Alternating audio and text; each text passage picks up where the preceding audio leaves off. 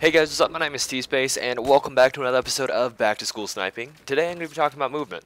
Now, movement is kind of difficult for me to explain, given that there are a bunch of variables that actually add to doing movement correctly. Now, I'm going to be keeping it quite simple, and basically, the movement that I'm going to be telling you is not too complicated. I'd say it's pretty easy, but basically, this is kind of, I guess, a form of luring. So basically, when I play the sniper class, I try to visualize the snipers as a reactionary class. I watch a lot of StarCraft. I don't play it myself, but I watch a lot of StarCraft, and it seems like every race has a reactionary thing. Basically, people scout their bases, and of course, they react accordingly. If one person's building this character, or I mean this unit, then they build the counter to it. Now, applying that aspect of StarCraft to Battlefield 3 is pretty much using your movement against your opponent. Now, moving is kind of easy, but then knowing how to manipulate people when you are moving is kind of difficult. Now, when I used to play Bad Company 2, I kind of got bored, and I played knife only a lot. I'm pretty sure if you talk to most of my friends, I don't know if you ever do, but if you get a chance to talk to most of my friends, you'll probably know that back in Bad Company 2, I was a pretty okay knifer. I would go into random TDM games, go knife only, get top of the scoreboard, and it was pretty fun. Using these techniques that I taught myself, I guess. I mean, I guess I watched other people do it, but still, I would say I refined most of the techniques myself. One of the main things that I did was called a bait and switch technique, where basically I would bait my target around a corner and basically have him chase me.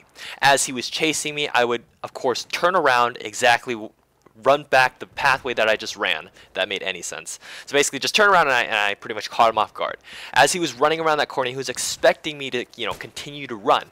But given that I did turn around and, take him out with ease, he wasn't expecting it. Now that pretty much applies to Battlefield 3. I mean, I pretty much transfer that technique over to Battlefield 3 when I am sniping. If I do miss a shot with my bolt-action sniper rifle, which will happen quite often, I'd say. I mean, I don't have the perfect aim. I don't have a perfect shot. I don't kill everyone that I see. I mean, I do miss. I mean, everyone misses. So given that I do miss, this is the technique that I use. I pretty much run behind cover, and if I notice that a little dot or a little triangle is following or coming closer to me, I know that I can use this technique. Now you might be saying, how do I capitalize on this technique? How do I know when to pop back around that corner? Or how do I know when to turn around? Usually when you want to get this target is actually when he's in the running position or when he's moving. You don't want to pop out or retrace your steps when you're doing this technique when a target is stationary. Well, I mean, it's kind of obvious. I mean, you don't want to rush a target that's not moving, because he has more accuracy than you do. Given that you are moving, your accuracy is decreased compared to his. Since he's stationary, he's not moving, his accuracy is completely perfect, unless if he doesn't know how to use it properly.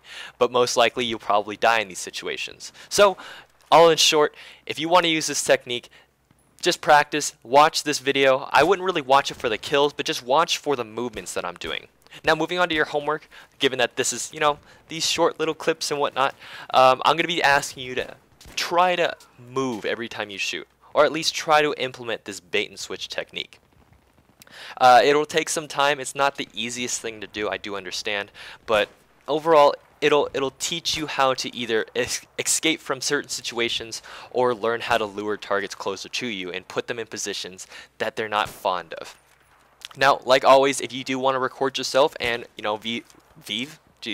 leave a video response, go ahead and do that, but make sure you correspond your video with the right video. Meaning, if it's for, let's say, episode 2, like today, don't give me an episode 1 gameplay, because I'm not going to put it on I'm not going to put it for this video. It's just kind of weird. Now, the reason why I ask you guys to do this is because it motivates other people to do it. Now, if other people see, random people recording themselves doing this homework, then they might get motivated and do it themselves. But like always, I hope you guys did enjoy this commentary, and hopefully you learned something from this lesson, even though it was quite confusing. If you have any other questions, go ahead and leave them down in the comment section below. But like always, my name is T-Space, and I will catch you guys later.